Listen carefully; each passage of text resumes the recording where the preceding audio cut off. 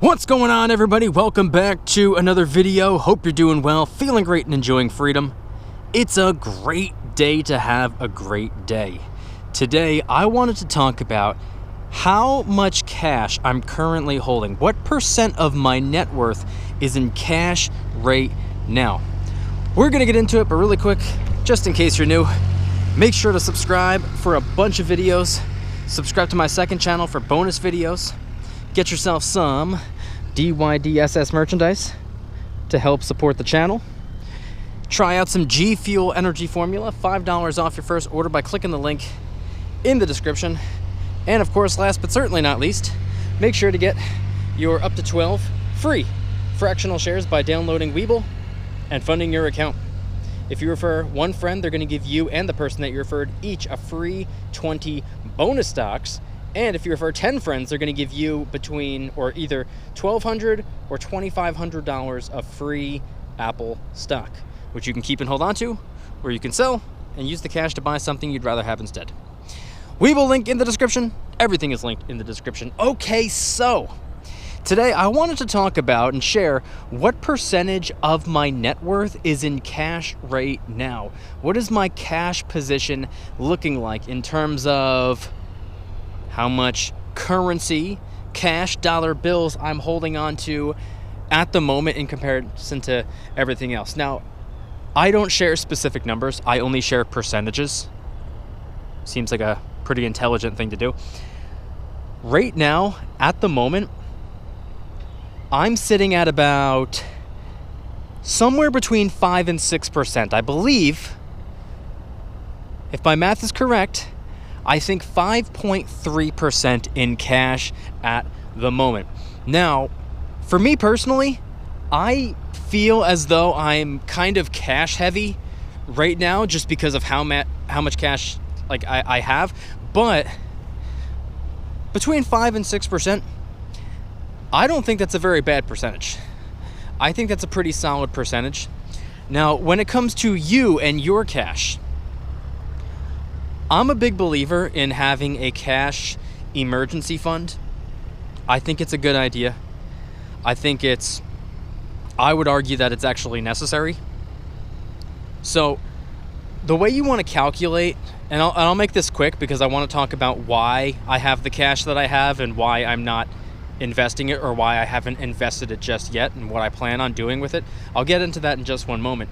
But if you want to quickly figure out how much cash you should have, liquid, easy to use. You don't have to sell anything. You don't have to worry about, oh God, I need the cash right now, but the market's down. Oh my God. You don't have to worry about any of that. A cash position. I believe the way to calculate this is by creating a list of all of your absolutely necessary living expenses. I'm not talking about your Netflix subscription. I'm talking about the money that you would ordinarily spend on food in a month, the amount of money you pay to keep a roof over your head per month, your phone, car, insurance, things like that. Your necessary living expenses, the things that you absolutely, no way around it, need to pay for, and that's your necessary, mandatory financial obligations. Those. Figure out how much that is per month. And a good rule of thumb, or what the rule of thumb always was a 1 to 3 month emergency fund. Now, if you want to go with 1 to 3 months, I think that's an excellent idea. However, I think it's an even better idea to bump that up to somewhere between 3 and 6. Exclusively because of what we saw happen in 2020, it has become very evident to me that, as it turns out, emergencies can last more than 3 months. So I think it's probably a good idea to have somewhere between a 3 and 6 month buffer. Again, not the frivolous spending currency, Not like, oh, how am I gonna go to Chuck E. Cheese this month? Like, I'm not talking about your Chuck E. Cheese money. I'm not talking about your gambling money. I'm not talking about those stupid friggin' lung cancer sticks. I'm not talking about your Netflix subscriptions. I'm not talking about junk food, fast food, eating out, takeout. I'm not talking about any of that. I'm talking about the mandatory roof over your head, car on the road, food in the fridge, expenses. 3 to 6 months. It's not as astronomical as you probably think, because you're probably used to spending more than what you're required to spend month to month. Anyway, that's what I think an emergency fund should look like. Now, it's up to you where you want to store this cash, whether it's in a high yield savings account like I'm using at the moment, or if you want it in a safe locked up in your house. That's 100% up to you. I personally believe that it should, if you're going to be saving cash, I think it should be growing to some extent. So I utilize a high yield savings account right now. I'm getting 3.4%. And that's where a majority of my cash is sitting. So now that we talked about how to create or how to figure out what a cash emergency fund should look like, and it varies person to person.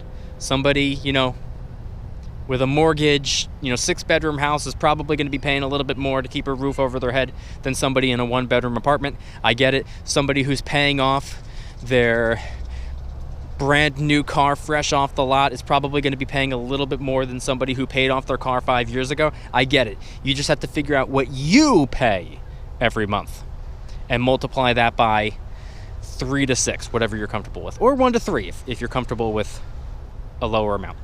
So now that we figured that out, let's talk about why I am 5.3% in cash right now. Why do I have the cash that I have? Why haven't I spent it? Why haven't I invested it? Why have I been letting it sit in a savings account when I, for the most part, don't agree with or believe in savings accounts?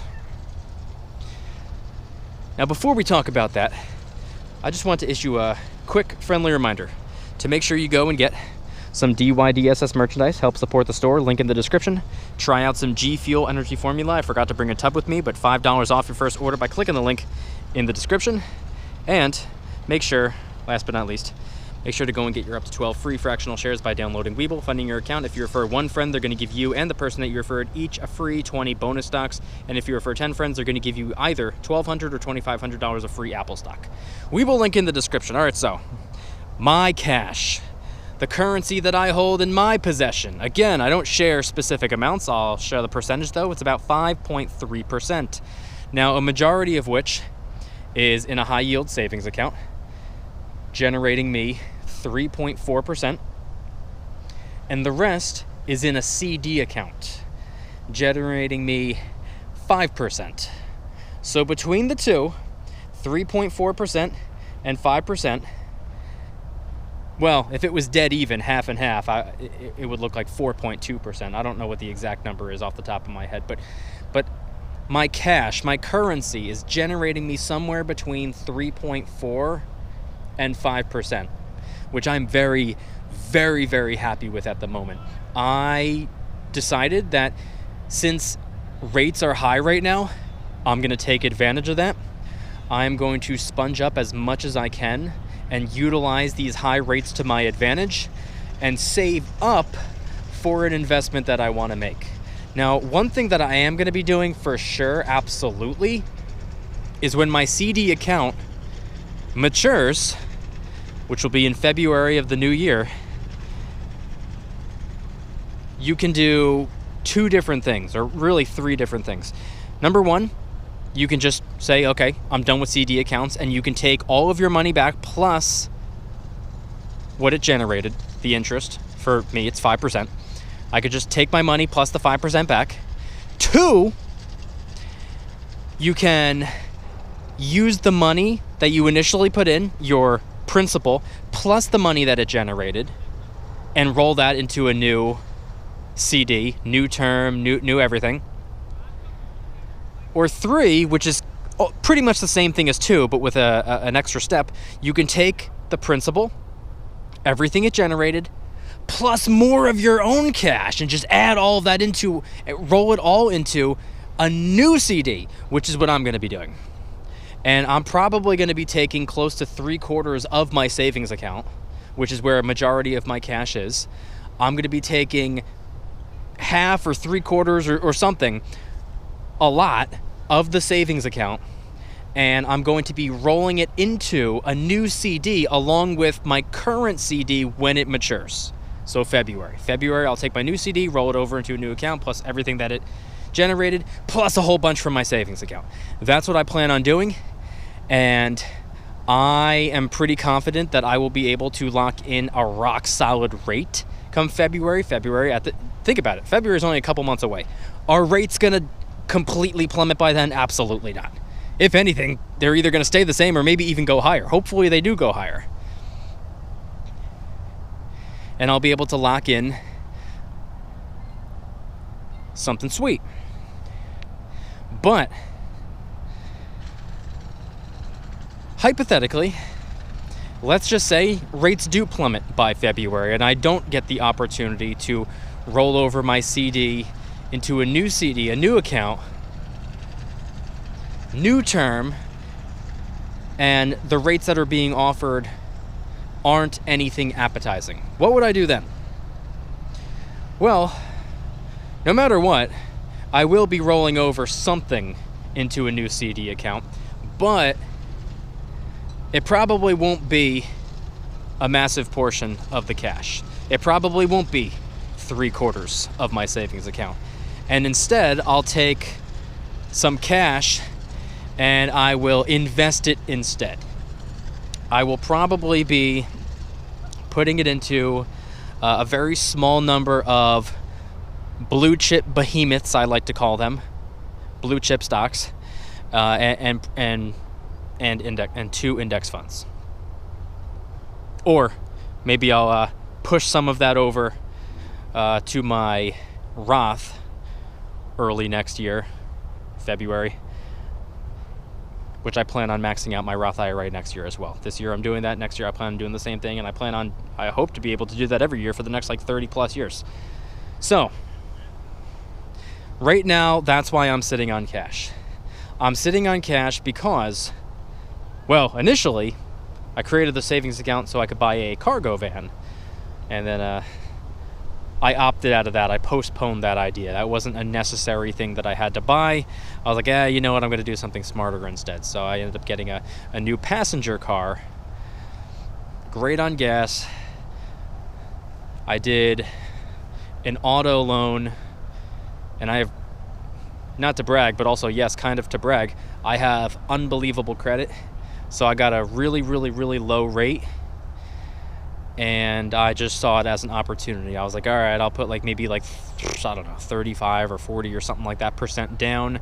Paid off almost half the car before I even drove off the lot, and the rest over the next couple of years, and the interest that I'm paying is very, very minimal. So I decided to do that instead. And the money that I would have ordinarily or originally wanted to use to buy a cargo van, a lot of that is still sitting there. So what I plan on doing instead, at this point, I'm going to invest it. Man, I picked a bad time to be filming this video. What I plan to do instead